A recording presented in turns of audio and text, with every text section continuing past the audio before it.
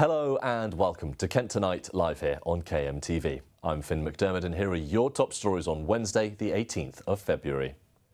Tackling illegal tobacco. Medway Trading Standards orchestrate £600,000 raid. Most shops, almost all shops in Medway, play by the rules. Those that don't play by the rules must suffer the consequences of that, and I'm really pleased that that's been the case. Everyday obstacles. Disabled Faversham resident speaks out on accessibility here in Kent. Faversham has got there's a lot of places I can't go to. And giant killers. FA Cup visits Chatham Town Women's ahead of their record-breaking round of 16 match against Birmingham. But I thought it is just going to be any other game, and then I think if we can calm any nerves and just make sure that it is as normal as every other Sunday is for us, then I think that's the best chance of putting us in.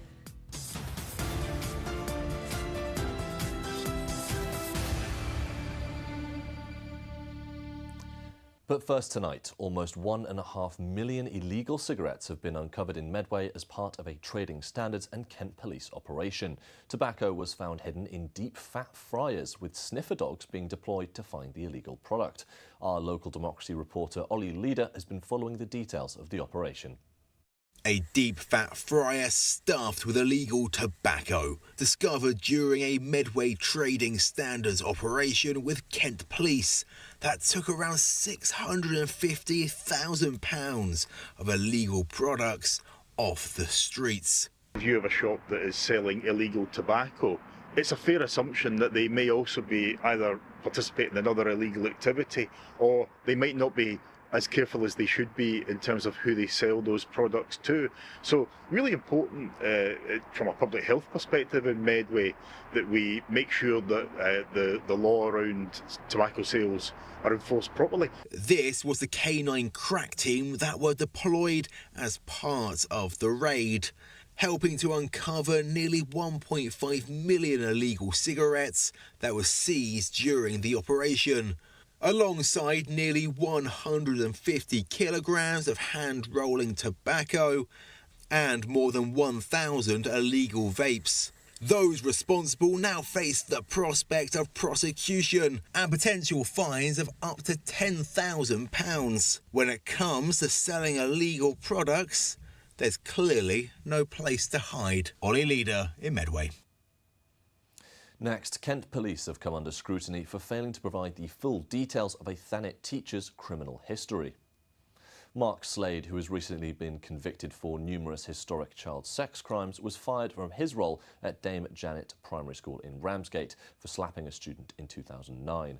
Despite this, when Slade attempted to return to teaching in 2020, his enhanced DBS certificate did not clarify his earlier assault charge was against a child. This omission has been called into question by the parents at St Crispin's Infant School, where Slade worked at the time of the arrest. Kent Police has confirmed its DBS unit considered the matter in 2020 and said that on assessment the decision was made not to disclose additional context due to the time elapsed since his conviction and a lack of further offending.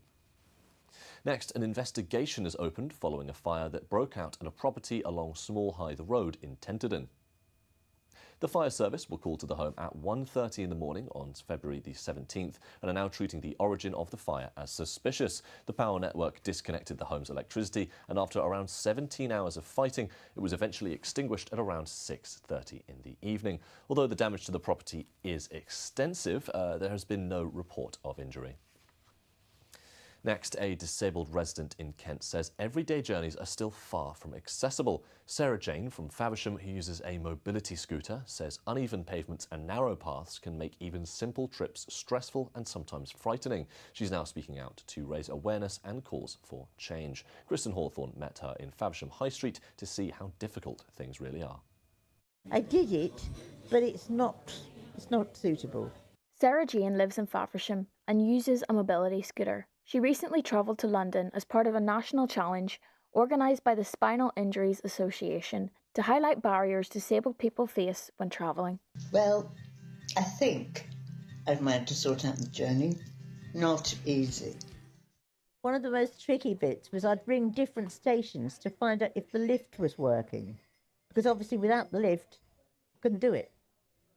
And they'd say, oh yes, it's working today, but it wasn't working yesterday. We can't guarantee it. More than one station said that to me. The main problem on the train was the bit where you get on, I think it's called a vestibule, had got two big poles in the middle. In my opinion, they need to have one of those vestibules, especially for wheelchairs and scooters, where there aren't two great poles in the middle. Despite these difficulties, she says the trip itself went well, but wants to raise awareness of what everyday journeys are like closer to home. For a lot of people, going to get a train or going to get coffee can be quite easy, but for people who need to use a wheelchair or a scooter, Sarah Jane says that those journeys require a lot of forward planning and can be quite scary. Coming up here, as you saw, the cobbles, a lot of cobbles, which aren't helpful. This is a better scooter than the one I had before. It's a bit more sturdy, so it can manage the cobbles, but I don't like it. So I'm always worried I'm going to tip over. There's not many shops I can get into. She says uneven pavements, narrow routes and blocked dropped curbs can make navigating parts of the town difficult and sometimes unsafe. That bit is a bit raised before the glass bit, and I was coming past you and it tipped me up that way. It probably didn't, but it felt as if it was. That's when I get nervous. I didn't like that. Charles Gibson of Faversham Town Council said the authority is taking steps to improve accessibility across the town.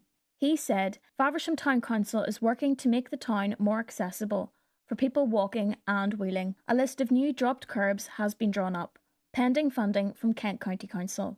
Further plans aim to improve access to the town centre, including reducing parking while safeguarding the town's historic character. Kent County Council have been approached for a statement.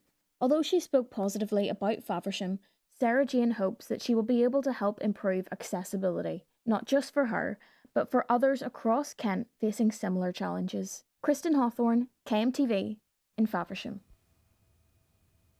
And now Jesse Jackson, one of the world's pioneering figures for the civil rights movement, passed away at 84 years old yesterday. The protege of Martin Luther King helped pave the way for the rights of black people and other ethnic minorities, from everyday life to politics. Did you know he also met the Medway African and Caribbean Association in 2007 to talk about his work? Well, we spoke to the association's chairperson, Carol Stewart, all about the amazing experience.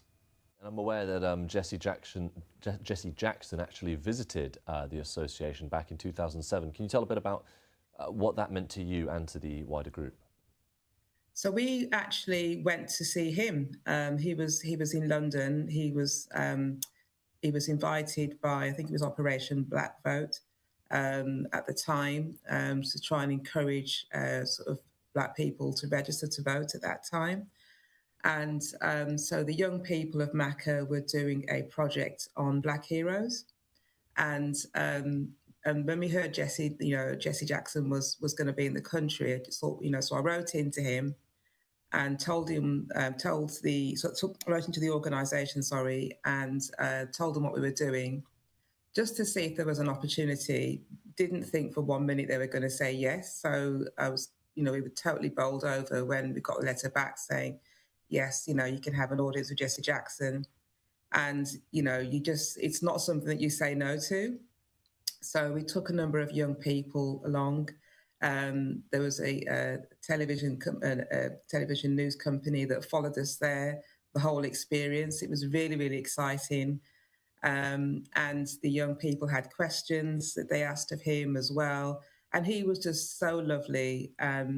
It talked about sort of believing in yourself and, doing your best. And, one of the young people asked about whether there'd ever be a black president in his lifetime or a black prime minister.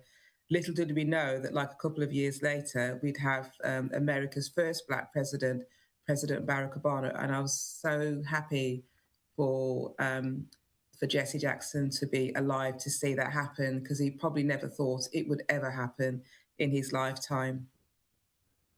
I see. And as you mentioned there, Jesse Jackson was involved with Martin Luther King and all that era of the civil rights movement. Can you tell us a bit about your memories, maybe growing up, how Jesse Jackson was talked about in Black and Afro-Caribbean spaces? It wasn't talked about in schools, which I think is one of the sad things about, the curriculum here in this country. And that's one of the things that MACA has fought really hard to fight in terms of, diversifying the curriculum, and so that young people in the wider community have a more accurate picture of society, that they understand, the positive contribution that diversity brings to this society. So getting a more balanced view. So growing up, I remember one of my research projects at school was about Dr. Martin Luther King.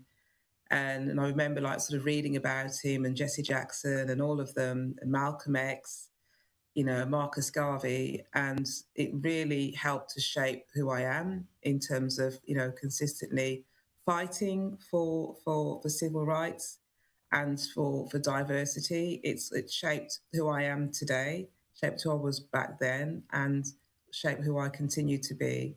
And I think it's important that everybody gets to learn about not just Reverend Jesse Jackson's story and contribution, but Dr. King and so many other people that fought for civil rights and human rights.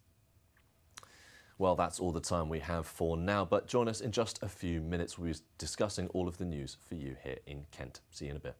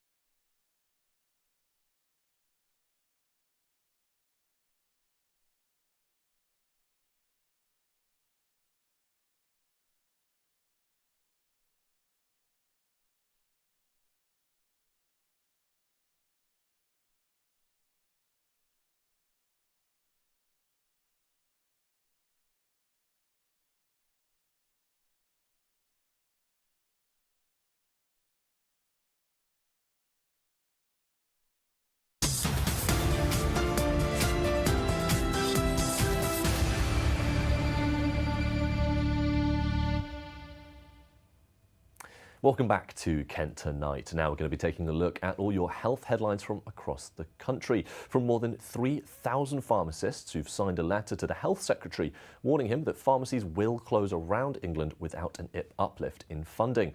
So we'll also be looking at taking a look at National Heart Month, and with heart disease remaining a leading cause of death, the British Heart Foundation have been emphasising that every heartbeat counts, and we'll be going over some daily productive habits that can help.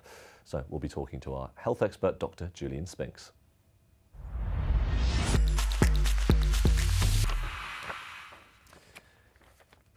Thank you so much for joining us, Doctor. First of all, as I mentioned there, up to 63% of community pharmacies in England are at risk of closing. How important is it for the government to potentially reverse the long underfunding there's been in this industry? I think it's very important, to be honest with you, speaking as a GP who depends on the local pharmacies to dispense drugs, but also to give advice and these days to treat patients as well. And the pharmacists that are at greatest risk are the independent pharmacists, who often are the ones that are more likely to go the extra mile to help people who may not be able to get down to them by delivering and so on. Pharmacies, you just get the impression you go in, because I go in and get my tablets and so on, but they're a vital part of the safety checks, because they look at the prescribing I'm doing and they're making sure that the people aren't getting drugs that either interact or are not safe for them. And with things like Pharmacy First, which is the scheme where you can go to your pharmacist before you go to a GP, that can actually reduce our workload. For example, women between the ages of 60 and 64 can now go direct to a pharmacist to get prescriptions for things like urinary tract infections. About 98% of pharmacies in Kent and Medway are signed up to that scheme. I see. And what struggles are pharmacies going through, aside from the financial behind the scenes we've already talked about? What are some of the other struggles that pharmacies might be experiencing at the moment? Well, they are faced with the increased demand like the rest of us. The amount of prescriptions I hand out has gone up dramatically, and that's because we're now trying to deal with diseases before they become severe. There's a lot of preventative work happens, so every time I put someone on a statin to lower their cholesterol, that's more work for the pharmacist to dispense, although they're getting paid for it. But they are challenged financially in a very big way, because for some drugs, actually the amount they're reimbursed is less than the cost of the drug to them, so they lose money on every prescription.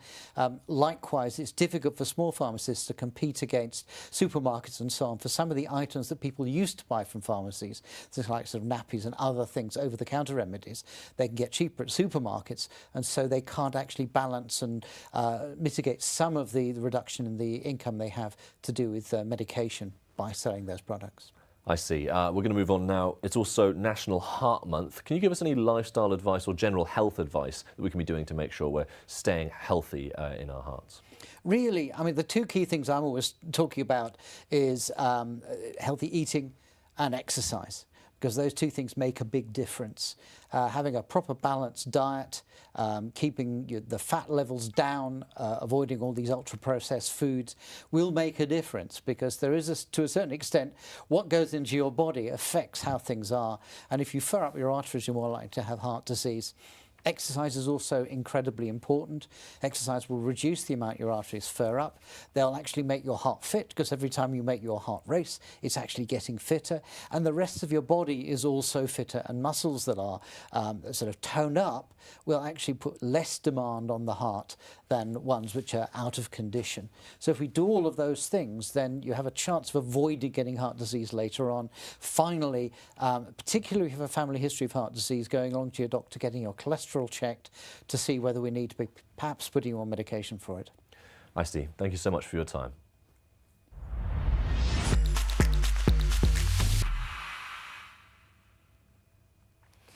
Now, don't forget you can keep up to date with all your latest stories across Kent by logging on to our website, kmtv.co.uk. There you'll find all our reports, including this one about the country's oldest roller coaster. That's in Margate, which is at risk of closing. Dreamland in Margate has been an iconic Kent tourist destination for decades, with its distinctive scenic railway ride being one of the first to catch your eye. Opened in 1920, the ride is Grade 2 star listed, the oldest roller coaster in the UK and one of only 8 scenic railways in the world. It's been through a lot though. Multiple arson attacks and a derailing have been major incidents in the ride's history, but now a new threat has been made against its future, this time by the park operator themselves. While I never had the pleasure to ride the scenic railway for myself, I've seen hundreds of comments from people from Margate and from further afield who say coming here is one of their fondest memories. From the age of 9, I've been going on the scenic railway, enjoying the rattles, the noises, and just the general feel of the roller coaster. It's just amazing. Not everywhere you can go and ride a 102-year-old roller coaster. You know, it's special. It really is special. I always say that as a theme park, you could actually get rid of all the other rides as long as you had the scenic railway because of the heritage. And it's part and parcel of people coming on holiday, part and parcel of coastal history. The decision to retire the ride, Dreamland say, was made alongside Historic England and Thanet District Council, but councillors here told me this wasn't something they were consulted on. I've heard that people travel from abroad to go on this specific roller coaster because it's got that sort of national and international significance as such an old roller coaster. I hope that if we can get some more oversight into it, we can apply some pressure. It's really difficult because now it's privately owned. The council doesn't actually have any control over decisions that get made there. But I think the outpouring of, well, the outcry about it, hopefully we can put some pressure on for them to keep it open. They've had so much money over the years. Looking back to like 2015, £15 million was spent rebuilding the railway. I think it's just part of our working class seaside heritage. We didn't want public money to go to Dreamland in 2015 to turn it into a music venue. We wanted to keep our heritage assets. We just need some honesty from Dreamland. Eddie Kemsley, where are you? Please come to scrutiny. I know you're going to try and stop. You're going to say we're a private company, we don't need to come to scrutiny. But in fact, public money went into Dreamland, and there should be accountability because of that. A spokesperson for Dreamland said it is committed to finding a new long-term plan to reinvent the ride and for it to be enjoyed by future generations in a fresh way. But for many people here, they're hoping the scenic railway has not yet made its final journey. Chloe Brewster for KMTV in Margate. Next, there's a yellow weather warning in place for different parts of the county for the coming days, with some heavy rain and flooding expected. Our reporter Chloe Brewster is out in the elements at the moment. Chloe, where in the county is worst going to be affected by these weather warnings? Well, actually, I'm at the moment out in Medway. And Medway is actually one of the only areas that isn't affected by the yellow weather warning, but it is a little bit rainy out here. So it actually is going to be affecting from Maidstone across the south coast down to Dover, even along to Tunbridge Wells, and that's affecting the whole of the south coast in the UK. The weather warning suggests heavy spells of rain, which could lead to some flooding and disruption for travel today and for tomorrow. The weather warnings will see spray and flooding on roads. That might mean longer journeys for people, disruption on public buses and trains. Also, there might be a few flooding to homes and businesses. Although this isn't something to be hugely worried about, the Met Office has said that although it is highly likely that we will see a lot of rain, it's going to be a low impact, so not huge harm on people here. 10 to 20 millimetres of rain is expected widely, with strong east to northeasterly winds accompanying the rain. So make sure you're holding on to your hats for the next coming days. Absolutely. And can you tell us about how long these warnings are in place for? So they will be lasting until 8 AM tomorrow morning, but obviously don't go heading to the beach or anything like that. I'm sure the weather will still stay pretty poor around those times. Yeah. I see, and I bet you're very pleased that the weather isn't too bad here in Medway, but for those who are in some of the more worse affected areas of the county, what recommendations have the Met Office put in place? So the recommendations, so obviously don't panic, of course, this is only a little bit of rain, but just for people who are driving regularly, just make sure you're leaving a longer stopping distance between you and the car in front, planning your journeys, making sure you're not parking your car in any flood risk areas, so don't go parking next to a river or anything. Also just making sure you have dipped headlights, saving time for your journeys, and just be wary of wet roads and give yourself more time to react. I see. And tell me, are weather warnings becoming more frequent across the county around this time of year? Well, definitely for most people around the county, they've noticed the amount of rain. That's has been really regular. It's been an exceptionally soggy start to 2026, but I checked out some of the facts on the Met Office, and this is going to get a bit scientific, so you've got to bear with me here. The Met Office say it's a result of repeated bands of rain swept in from the Atlantic, leading to increasingly saturated ground, travelling disruption and a general sense of sogginess. They say the jet stream several miles above the Earth has been stronger and positioned further south than we typically expect at this time of year, which means more rain, more winteriness. In the short term, unsettled weather will continue for a while, although the trend is subtly shifting. But down back to planet Earth, let's check out the weather for here in Kent.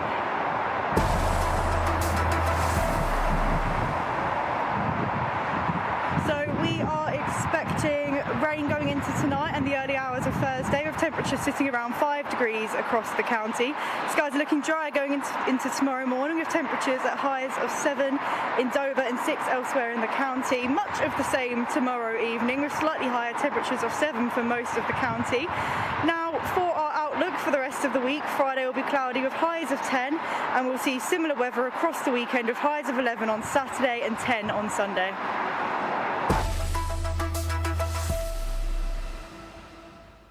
That was Chloe Brewster battling the elements there. Well, it is time for a quick break, but do stay tuned as we'll be taking a look back at our top story. Almost 1.5 million illegal cigarettes have been uncovered in Medway.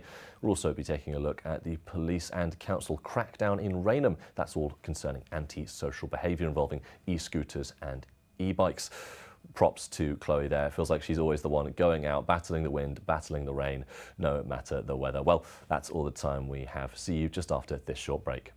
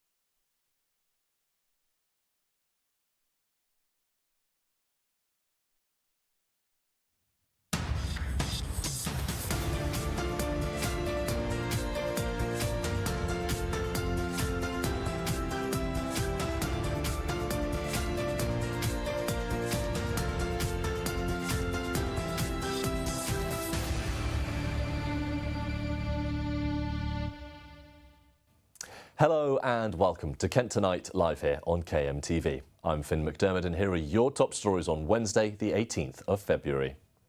Tackling illegal tobacco. Medway Trading Standards orchestrate £600,000 raid. Most shops, almost all shops in Medway, play by the rules. Those that don't play by the rules must suffer the consequences of that, and I'm really pleased that that's been the case. Everyday obstacles. Disabled Faversham resident speaks out on accessibility here in Kent. Faversham has got there's a lot of places I can't go to. And giant killers. FA Cup visits Chatham Town Women's ahead of their record-breaking round of 16 match against Birmingham. For the most part, it is just going to be any other game, and then I think if we can calm any nerves and just make sure that it is as normal as every other Sunday is for us, then I think that's the best chance of putting us in.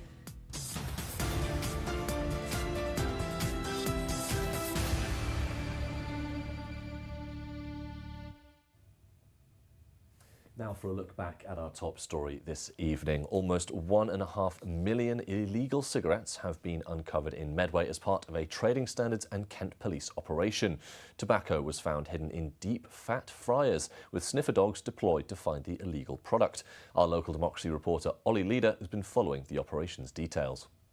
A deep fat fryer stuffed with illegal tobacco, discovered during a Medway Trading Standards operation with Kent Police that took around £650,000 of illegal products off the streets. If you have a shop that is selling illegal tobacco, it's a fair assumption that they may also be either participating in other illegal activity, or they might not be as careful as they should be in terms of who they sell those products to.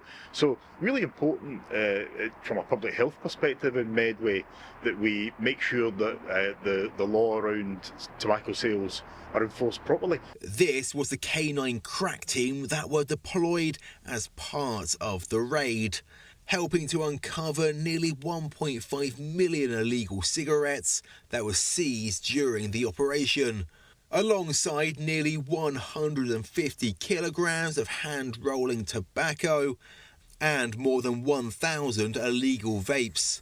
Those responsible now face the prospect of prosecution and potential fines of up to £10,000. When it comes to selling illegal products, there's clearly no place to hide. Ollie Leader in Medway. Next up, police and the local council were forced to crack down on antisocial behaviour at a sports centre in Rainham. The councillor for Rainham North, George Perfect, said that people have raised significant concerns about the gatherings at the skate and car park late at night. The local community say it can be intimidating to see large groups on motorbikes and e-bikes when you're trying to go about your daily business. The council are now working with the police to identify and take some positive action, whilst encouraging anyone affected to make a formal appeal. We heard from them earlier. Yeah, I think there are significant concerns that people have got regarding the skate park at Cossington Park and some of the other surrounding parts of Cossington. Some of the challenges that I think residents have been experiencing very recently has been, as I say, some antisocial behaviour. At the recent Rainham Town Centre Forum meeting, this came up very recently, which was attended by the police and the local beat officer who holds a regular surgery in the ward, and I know has also had some of these concerns raised with him, and I know both him and some of the other members of the frontline beat officer team have been out and dealing with antisocial behaviour. It's really important this stuff's reported to support the intelligence-led policing that we have, particularly now in Medway, to be able to eradicate and deal with some of these challenges. Next, residents have come together to campaign for the return of their community centre in Lyminge. Once described as the heart of the village, the now shut building in Everest Court served as the base for an Age UK day centre. More than 20 campaigners expressed their disappointment and voiced their concerns over plans to build flats. But an FHDC spokesperson said while there is merit in their proposals, we feel the need for housing is far more significant, and have suggested alternative of nearby venues for their use. I'm here to support all the volunteers that worked at Age UK and the ones that really want to join because we have lost so much, community-wise, socially and for mental health. And it was a very popular centre for people who live on their own. And since that's gone, Age UK have moved out, we really haven't got much left in the village. We are very limited where people can meet socially, and it is having an impact in the village. And Zorka bringing more people who are on their own into the village is just going to increase this. And social isolation is such a big issue in this area. A lot of old and young people came to visit, and we just haven't got nothing here now. The community are looking to us to do something, and we are doing our best, but unfortunately we're coming up against the council. It is a big issue and we want to get it resolved because we care about our village, we care about the people that live here. Now, the Office for National Statistics has said today that inflation rates have dropped to 3%. This marks a fall from 3.4% in December, but these figures are still above the Bank of England's 2% target. Leo Thorpe breaks this down more. The UK's inflation rate is at its lowest in nearly a year. As of December 2025, rates sat at 3.4%, but in January this year it fell to 3%. The Office for National Statistics marked the fall in January as the lowest rate since March 2025. But what does this actually mean? Well, inflation is the rate at which general levels of prices for food and services rise over time. And though this is the lowest rate of inflation since March last year, prices are not coming down. Instead, they are simply rising at a slower pace. Economists are expecting inflation to fall further in the coming months. This is because the government is set to cut household energy bills from April. So though this fall in interest rates will help the vast majority, some may have to wait more time to feel the change. Leo Thorpe for KMTV. Well, I'm pleased to say we're now joined by Professor Richard McManus, a Professor of Economics from Canterbury Christ Church University. Thank you so much for joining us, Professor. First of all, for anyone who doesn't know too much about economics, what does this recent drop in inflation rates actually mean? Well, as Leo's report just mentioned, even though inflation's coming down, prices are still going up. So effectively, all it means is that the rate at which prices are going up is slowing down. So if you're on a fixed income, like a pensioner or something like that, or anyone really, it's still above the target rate of 2%. It is due, we can kind of track some of these things ahead of time, particularly around petrol inflation, which has come down today. It is due to fall further in the coming months, which might then lead to some easing of the interest rate in the future. But it still very much means that inflation is more than we'd like, but it does mean that at least prices are not going up nearly as much as they were in the past. I see. And what are some of the reasons that we're seeing this drop? So a big reason is petrol coming back. Obviously, it was a big reason for the spike back in 2022 as a result of the war. We also seen food inflation come back down again. And I think a lot of it's just coming through the easing of supply chain pressures and sort of energy prices coming a bit more back down to earth. Service prices are still going up by 4.4%. I mean, when we talk about inflation, we're talking about sort of what the average person spends their money on, but of course nobody is average. So the main drivers today were on coming from food and fuel. But yeah, there's a big basket of goods that goes into these calculations, and not everything has been going up as slowly as everything else. I see. And this drop in inflation rates, do you predict that this is going to improve? Are we going to get closer to that 2% that the Bank of England are hoping for? Yeah, so we would expect more sort of lower costs due to fuel, as Leo's package sort of reported on. And some of the measures the government took in the most recent budget should also kind of ease pressures on fuel costs and energy costs coming into the home. It's very much strongly anticipated that inflation will be much closer to its target rate, 2%, within the next year, but possibly more optimistic forecasts think even sooner. I see. And there's lots of negative press around the economy at the moment with things like the cost of living or poor employment rates for graduates. Is this a good sign for our economy overall? It'd be nice to say yes. I think in general, the biggest impact on our cost of living has been the lack of productivity growth in the last 20 years or so. Median real income, so the incomes for the middle sort of household, the average household, have only grown since 2008 by 7%. As a result of the recent budget, which has sort of seen further increases in taxes and fiscal drag. It's anticipated that real incomes will only rise by about sort of 0.4% over the course of 0.4% annually over the course of this parliament. So I think it is, it's better news than not, but certainly it's not a rosy picture as yet. And yesterday we had unemployment rise to its largest rate in a long time. So I think it's calming, but certainly not all the news is good news. I see. And can you shine some light on why exactly the Bank of England are aiming for this 2% margin? What is it about that number that they really want to hit? Why that specific number?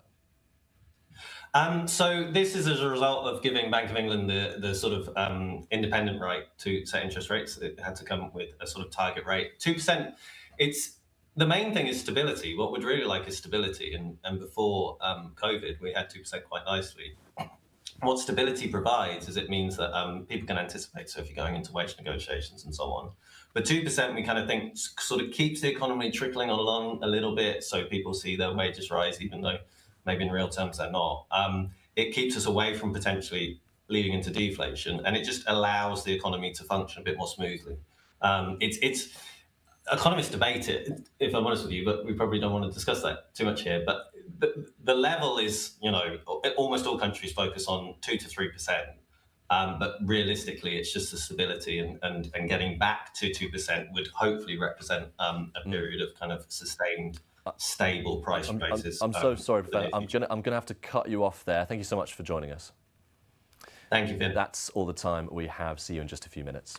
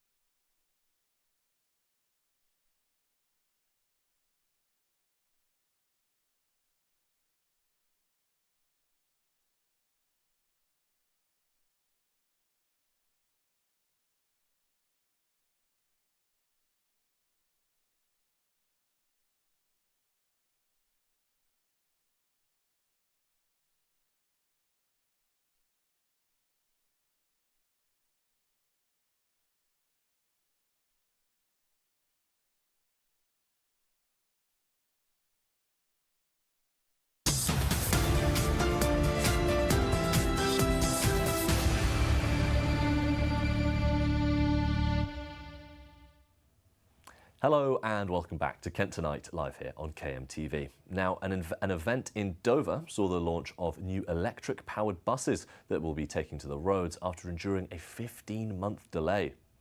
Now, these are the first ever fully electric buses to operate in East Kent, and the new route will go between Dover Priory Station and Whitfield and will begin service on Monday, the 23rd this month. £1.9 million has been invested into the vehicles, which claim to hold up to 83 passengers, including a dedicated wheelchair space. Additionally, a high-powered charger has been installed that can charge the buses, which will be able to travel up to 185 miles.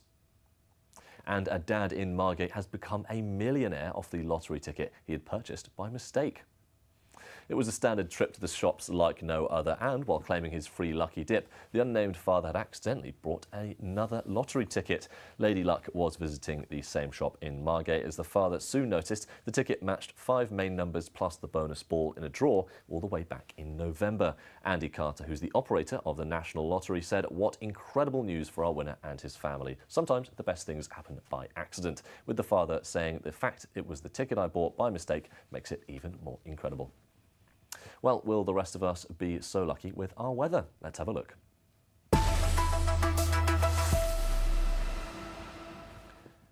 Well, we're expecting rain going into tonight as a yellow weather warning has been issued for this evening and the early hours of Thursday into tomorrow morning. 6 degrees with some 7 there in Dover, some slow wind speeds across the county.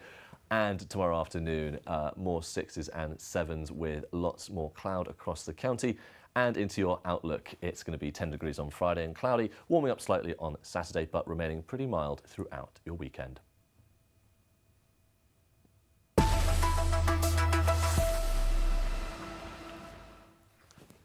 Now, don't forget, you can keep up to date with all your latest stories across Kent by logging on to our website. That's kmtv.co.uk. There you'll find all our reports, including this one, about how recent figures show that 73% of students in Medway reached the expected standard of reading at the end of Key Stage 2. That's lower than the national average. Reading is more than just a classroom skill. It's considered a building block for learning, confidence and opportunity. But here in Medway, the latest figures show that the literacy rates of students between the ages of 7 and 11 are below the national average. Written evidence submitted by Medway Council says that this is a lasting effect from COVID, including lost learning times and high levels of students not attending school across the country. And as the government prepares for the National Year of Reading, Paul Cowell emphasises just how important libraries are in encouraging young people to read. We're in Gillingham Library today and we've got a dance company who will be doing a free dance performance based on several books for children between the ages of 3 and 6 years old. So we're constantly finding ways to engage people in our libraries and in the 15 libraries that we have that are in every town and every village across Medway, to engage in all sorts of different ways. But while these programmes aim to raise the rating standards in Medway, one school in Gillingham is already outperforming the national average. And no, it's not Hogwarts. I'm currently in the library of Napier Primary School, a school whose literacy rates are above the national average and improving year on year.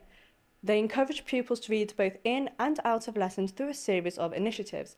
But what exactly are the types of things that they're doing to encourage pupils to read for pleasure? We have a really good kind of reading diet. So a lot of the curriculum is based around that reading. So as soon as the children come in, we're reading straight away. We do in the mornings what we call a reading party. They read a book together, discuss the book, quiz on the book in a comprehension style quiz. So it's kind of promoting that reading for pleasure because they're picking the books that they are reading collaboratively. They're discussing the books collaboratively.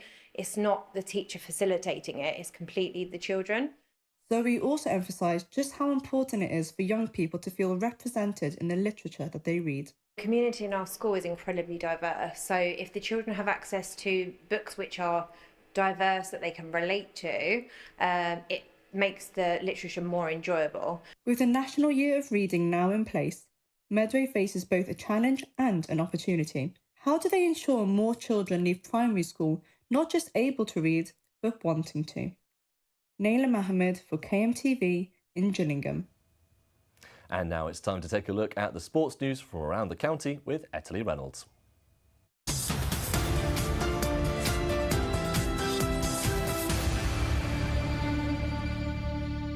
First tonight, Gillingham suffered a 1-0 loss to Chesterfield in their match last night.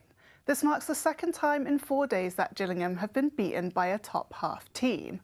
The Gills started well with early bombardment from Chesterfield, including a free kick and a couple of corners, but the home side did defend well. However, as the game continued, the defence became less impressive as the away team managed to score that one goal. After this game, Gillingham now sit 14th on the League 2 table. Manager Gareth Ainsworth said, "We've let a set piece in again and that's criminal." But he did add, "We'll keep going, we'll keep pushing and Saturday will come quickly." Keeping with football, Dover Athletic assistant manager Mike Sandman is relishing in the challenges the team will face in their upcoming matches. The team is set to play Weston-super-Mare on Saturday and Hornchurch on Tuesday. The Whites were knocked out of the FA Trophy by Hornchurch back in December, but did secure a win against Weston-super-Mare in November. Sandman commented, saying the team has been more than up for the challenge for most of this season, adding, "We want to see where we are as a group compared to these sides." Currently, Dover sits just outside the National South League relegation zone in 16th. Moving on to some Winter Olympics news now, Thanet's Taylor Lawrence was withdrawn from Team GB's 2-man bobsleigh. The GB brakeman has struggled with fitness this season, and with the 4-man event on the way, it was deemed sensible to avoid any unnecessary risks. Leon Greenwood stepped in for the final rounds. Initially, the team sat in 8th, but after last night, they slipped further down, finishing in 12th place, with a final overall time of 3 minutes and 43.43 seconds. The 4-man event will be the penultimate event of the Winter Olympic Games, starting on Saturday and ending on Sunday.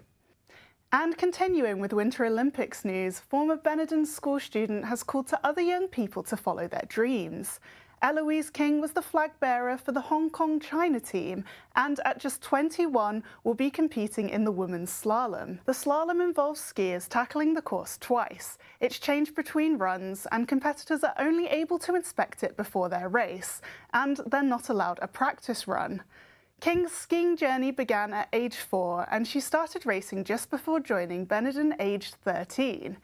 Speaking from her hotel room in Italy, she described her experience at the World Championships as amazing, despite dislocating her shoulder the day before the competition. Although a place on the podium would be an incredible achievement, King said for small nations like Hong Kong, the goal is to get to the Games and to hopefully inspire more people. After today's race, King will hang up her skis before returning to her university degree in London. And that's all the sports news for today.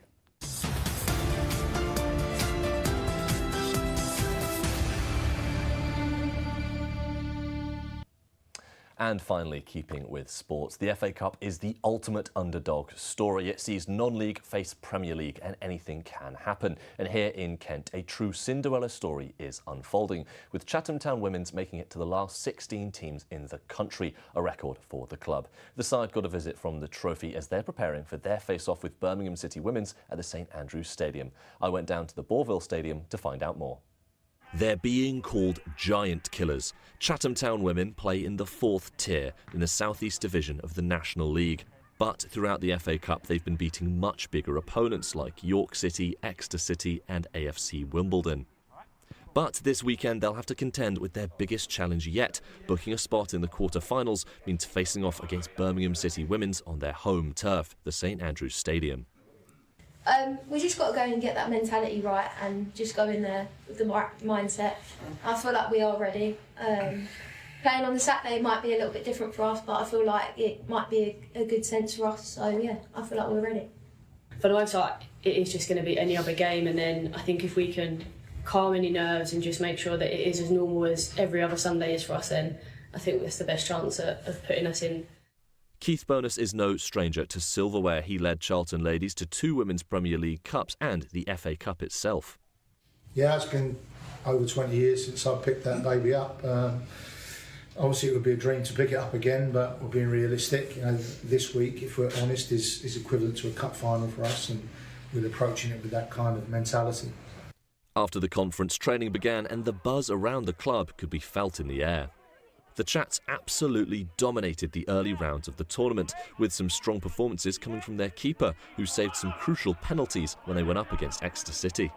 I always say I feel like you've got a big goal to shoot in as a striker, But, you know, sometimes you've got to try and get in their heads, see what they've done in the past, see where they're looking at now. I always say, just go for it, because I don't really think it's in the keeper's favour. The squad also features two identical twins who play at either end of the pitch and who both scored a hat-trick in the 12-0 thrashing of Horsham that put them into the first round. I mean, I feel like I just kick a ball and she's at the other end of it, so it's just always there in the right positions. Yeah, we're always told we know where each other are, so since younger as well, and it's just carried on. Well, here it is, the FA Cup, the top prize. It's what the Chats have been gunning for throughout the qualifying rounds and now through the first, second and third rounds. But this is the deal breaker. This is the one. They will be heading up to Birmingham to see if they can beat the Blues and get one step closer to the trophy. It might be physically close to them now, but they are getting ever closer with every single win. And while they're off in Birmingham, back home here in Kent, the whole county will be rooting for them. Finn McDermott.